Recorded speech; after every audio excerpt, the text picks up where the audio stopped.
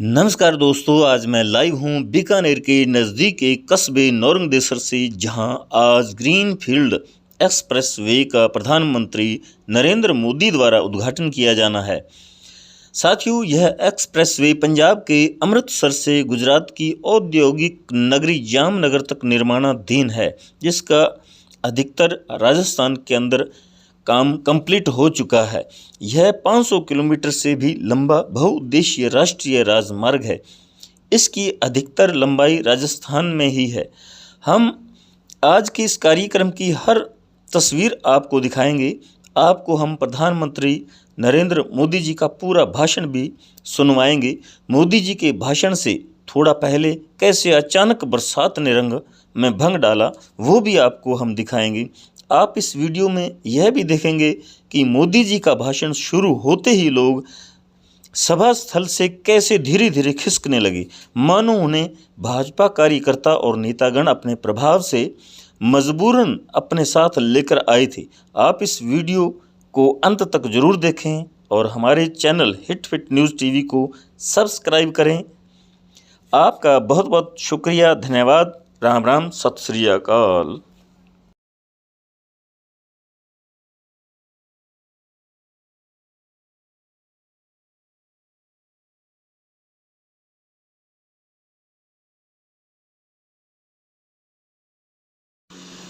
आप देख सकते हैं दोस्तों, अभी बरसात शुरू हो चुकी है और लोग बाग इधर उधर भाग रहे हैं सिर छुपाने के लिए, लेकिन यहाँ कोई ऐसी जगह नहीं है जहाँ वो अपने आप को बरसात की बूंदों से बचा सकें।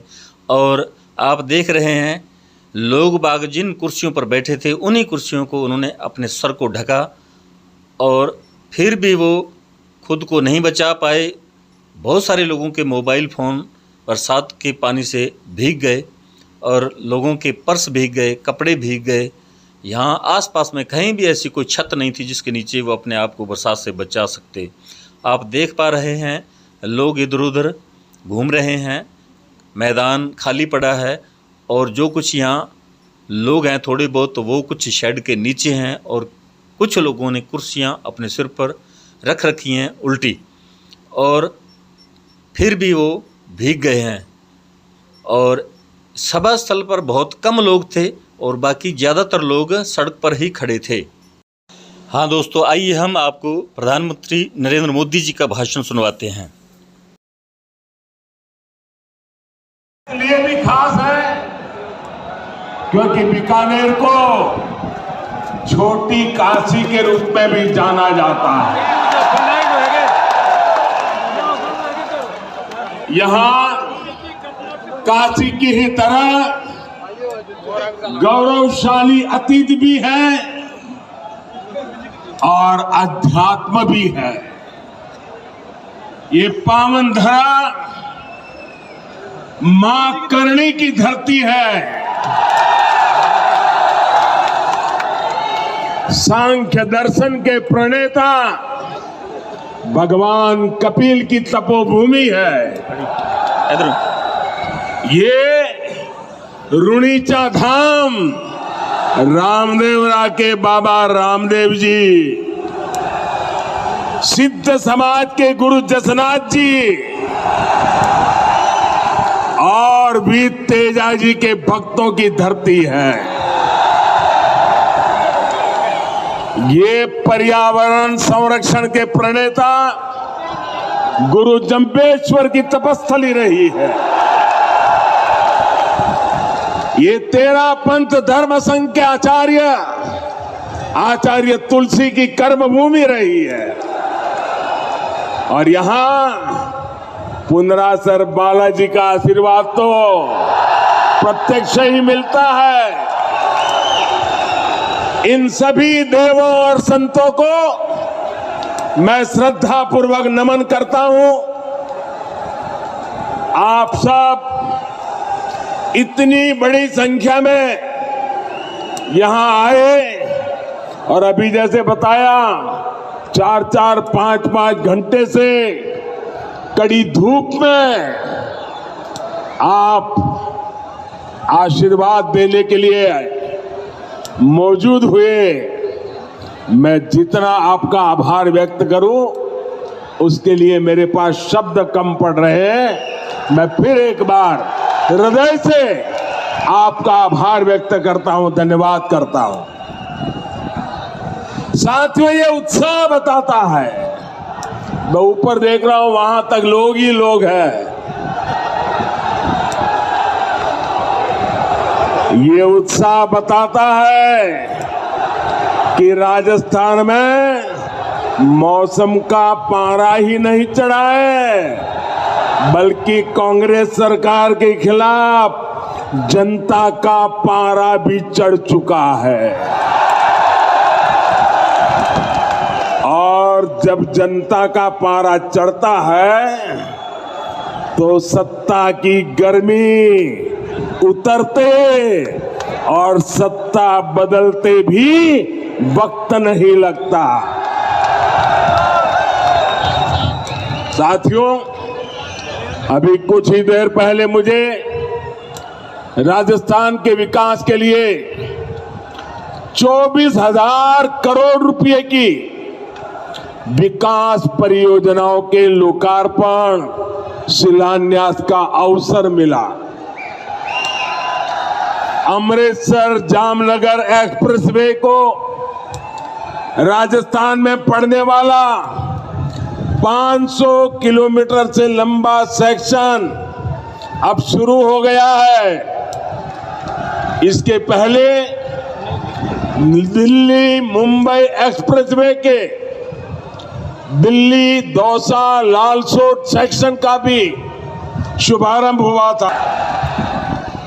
पिछले 9 वर्षों में केंद्र सरकार जितनी भी योजनाएं लाई हैं, हमारी कोशिश यही रही है उनका ज्यादा से ज्यादा लाभ राजस्थान को मिले। हमने देश भर के गरीबों के लिए 4 करोड़ पक्के मकान बनाए। इसमें से करीब 20 लाख घर राजस्थान के मेरे गरीब भाइयों बहनों को मिला है। 20 लाख घर। हमने देश भर में करीब 50 करोड़ गरीबों के बैंक खाते खोले। इस वजह से राजस्थान के 3 करोड़ गरीबों को पहली बार बैंक की सुविधा मिली। कोरोना के मुश्किल समय में यही बैंक खाते गरीबों की सबसे बड़ी ताकत बने। भाई और बहनों, विकास पूरी तरह से जनता तक तब पहुंच पाता है जब देश और प्रदेश की दोनों सरकारें साथ मिलकर ईमानदारी से काम करें। पिछले 4 वर्षों में राजस्थान में हालात इसके बिल्कुल उलट रहे हैं। हम दिल्ली से योजनाएं यहां राजस्थान में भेजते हैं, लेकिन यहां जयपुर में कांग्रेस का पंजा उस पर झपटा मार देता है। कांग्रेस को राजस्थान के लोगों की परेशानी से, आपकी दिक्कतों से कोई लेना देना नहीं है। अब आप देखिए, घर घर पीने का साफ पानी पहुंचाने की भाजपा सरकार की योजना से भी अब कांग्रेस सरकार को परेशानी है। जिस राजस्थान को जल जीवन मिशन में सबसे टॉप पर होना चाहिए था, वो सबसे धीमा करने वाले राज्यों की लिस्ट में शामिल है। आज देश के 130 से ज्यादा जिले ऐसे हैं जहां 100% घरों में नल से जल पहुंचा है। इनमें से पूरे देश को 130 जिले और इसमें से राजस्थान का एक भी जिला नहीं है। अब आप मुझे बताइए, क्या राजस्थान के लोगों ने कोई गुनाह किया है क्या? किस बात की सजा दे रहे हो? क्या राजस्थान के लोगों ने कोई गलती की है क्या?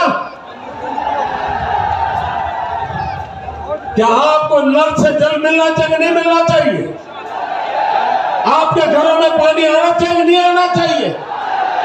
देश के 130 जिलों में हो रहा है, आपका एक जिला तो होना चाहिए, नहीं होना चाहिए था? साथियों, गलती राजस्थान के लोगों की नहीं, गलती यहां की कांग्रेस सरकार की है। कांग्रेस सरकार ने 4 सालों में राजस्थान का बहुत नुकसान किया है और ये बात कांग्रेस के नेता भी अच्छी तरह जानते हैं। राजस्थान में कांग्रेस की हार इतनी सुनिश्चित है कि यहां की सरकार अभी से बाय बाय मोड में आ गई है। मुझे पता चला है कि कुछ मंत्री विधायक तो अभी से अपने सरकारी बंगले खाली करके अपने खुद के घरों में शिफ्ट होने लगे हैं। अपनी हार पर इतना भरोसा सिर्फ कांग्रेस के नेता ही कर सकते हैं।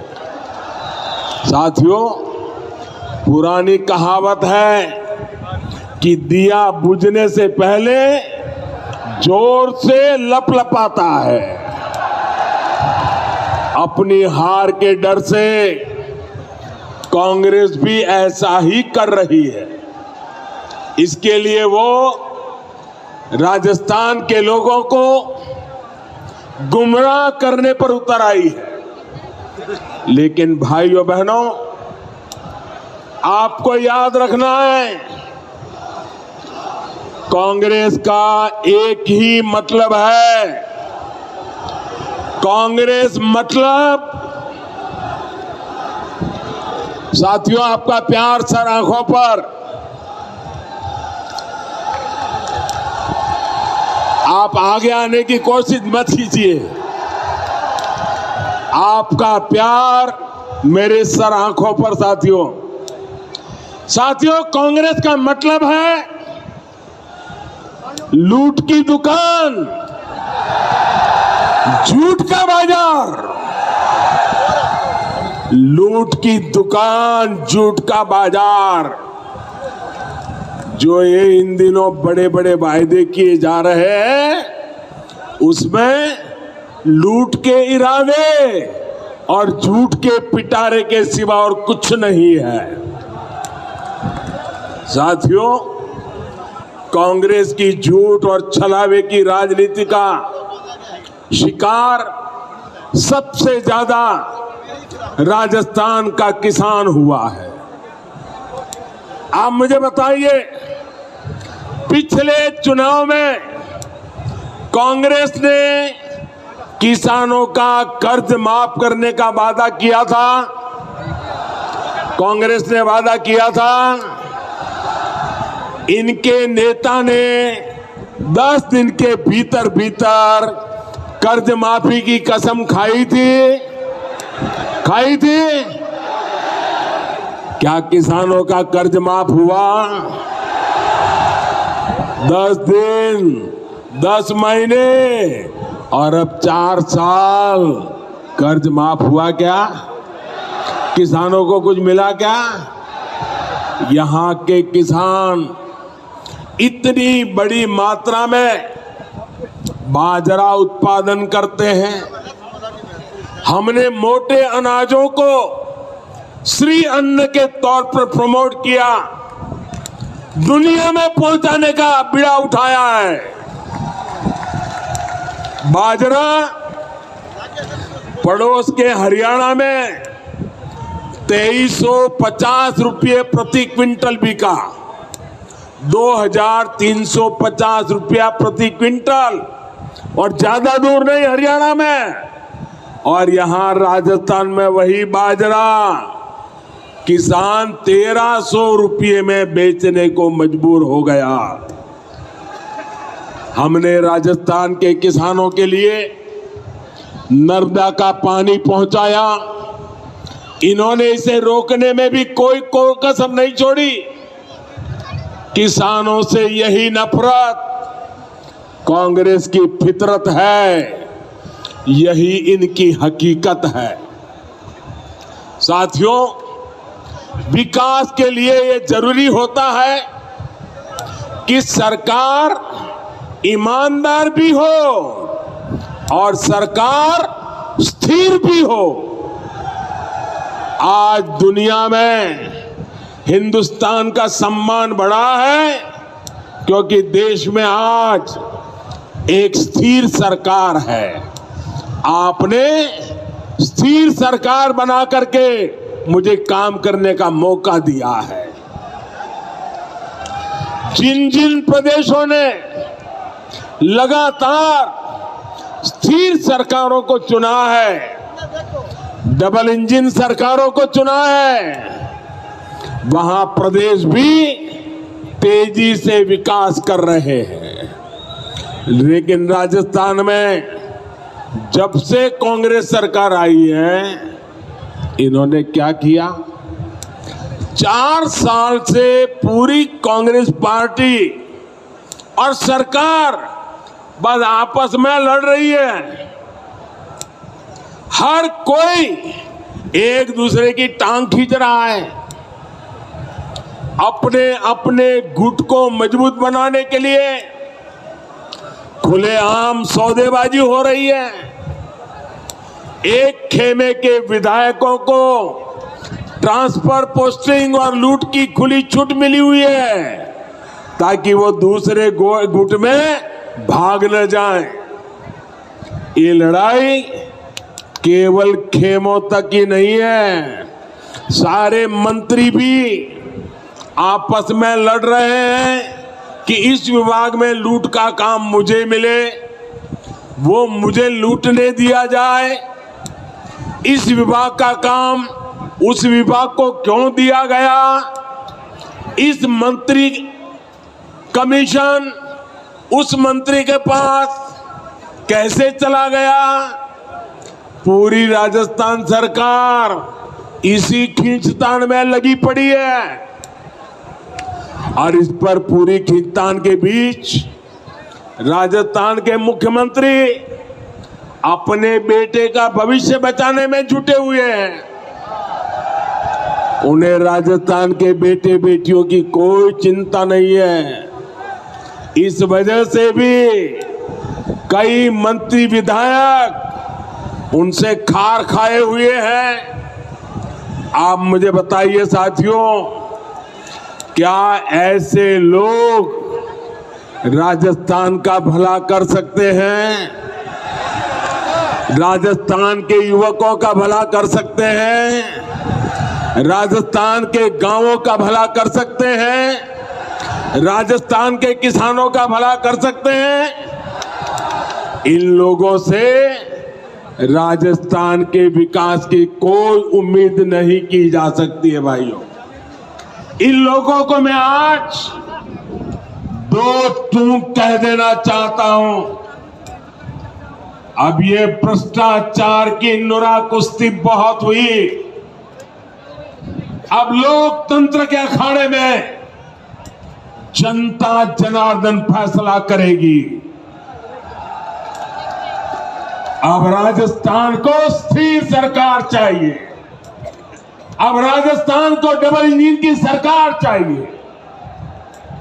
अब राजस्थान को परिवारवाद नहीं, अब राजस्थान को विकासवाद चाहिए। साथियों, राजस्थान में जब से कांग्रेस आई है, इसने एक और पहचान बनाई है।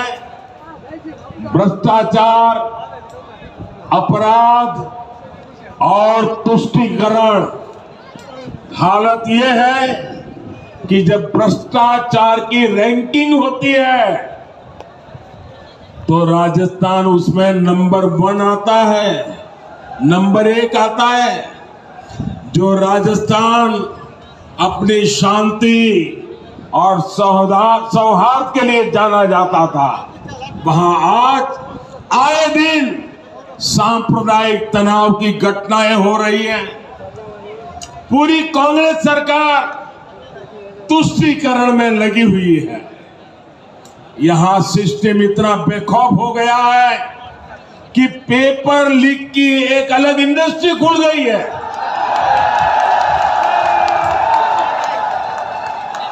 अब तक 17 बड़ी परीक्षाओं के पेपर लीक हो चुके हैं। यानी यहां युवाओं के भविष्य से खुलेआम खिलवाड़ हो रहा है। साथियों, हर जगह स्कूल कॉलेजों को राजनीति से बाहर रखा जाता है ताकि बच्चों का भविष्य खराब न हो। लेकिन राजस्थान में कांग्रेस की लूट ने शिक्षण संस्थानों को भी नहीं बख्शा। यहां के शिक्षक मुख्यमंत्री के सामने आकर कह रहे हैं कि तबादले के लिए खुली घूस चल रही है, लेकिन कहीं कोई सुनवाई नहीं हो रही। भाई और बहनों, महिलाओं के खिलाफ अपराध के मामले में, बलात्कार के मामले में राजस्थान सबसे आगे है। हालात ये है कि यहां रक्षक ही भक्षक बन रहे हैं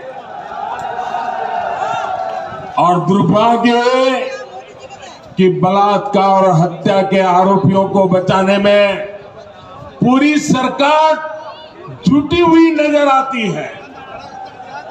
अपने वोट बैंक की राजनीति के लिए हमारी बेटियों पर गलत नजर डालने वालों को कांग्रेस संरक्षण दे रही है।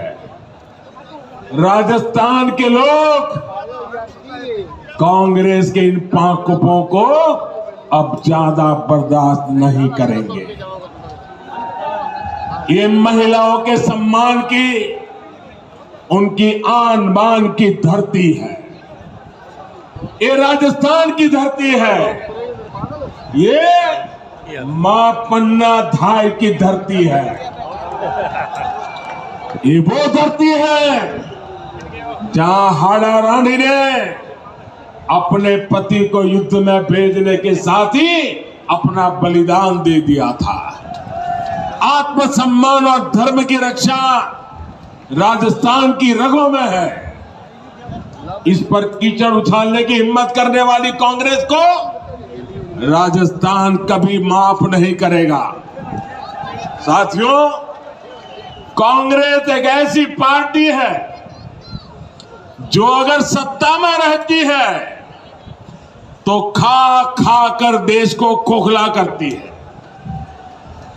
और जब ये सत्ता से बाहर जाते हैं तो देश को गाली दे देकर बदनाम करने लगते हैं। इनको भारत की प्रगति से इतनी तकलीफ है कि इनके नेता विदेश में जा जा करके भारत को गाली देते हैं। आपको याद होगा, जब जब देश की सेना ने शौर्य दिखाया है, तब तब इन्होंने सेना को भी नीचा दिखाने के लिए क्या कुछ नहीं बोला। सेना कहती है हमने पाकिस्तान में आतंकियों के अड्डे तबाह किए, सर्जिकल स्ट्राइक की, तो कांग्रेस कहती है कि सबूत दिखाओ। हमारी वायुसेना पाकिस्तान में एयर स्ट्राइक करती है तो ये कहते हैं कि कुछ हुआ ही नहीं। कांग्रेस को सेना और सैनिकों से हमेशा दिक्कत रही है, इसलिए वीरों की धरती राजस्थान, जहां से इतने युवा सेना में जाते हैं, उनसे कांग्रेस चिढ़ी रहती है। हमारी सेना के जवान कितने वर्षों से 1 रैंक 1 पेंशन की मांग कर रहे थे। वर्षों तक कांग्रेस की सरकारों ने उसकी उपेक्षा की। यही नहीं, सेना के काम में भी ये लोग झूठ और धोखेबाजी से बाज नहीं आए। 1 रैंक 1 पेंशन के लिए हजारों करोड़ रुपए की जरूरत थी, लेकिन कांग्रेस सरकार कागज पर केवल 500 करोड़ रुपए दिखाकर ओआरओपी को धोखा दे रही थी। हमारी सरकार ने 1 रैंक 1 पेंशन लागू किया। पूर्व सैनिकों को इसके तहत करीब 65,000 करोड़ रुपए मिले।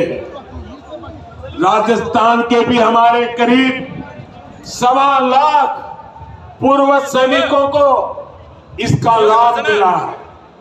इससे पता चलता है कि भाजपा और कांग्रेस की सोच में क्या फर्क है, भाजपा और कांग्रेस की नीयत में क्या फर्क है।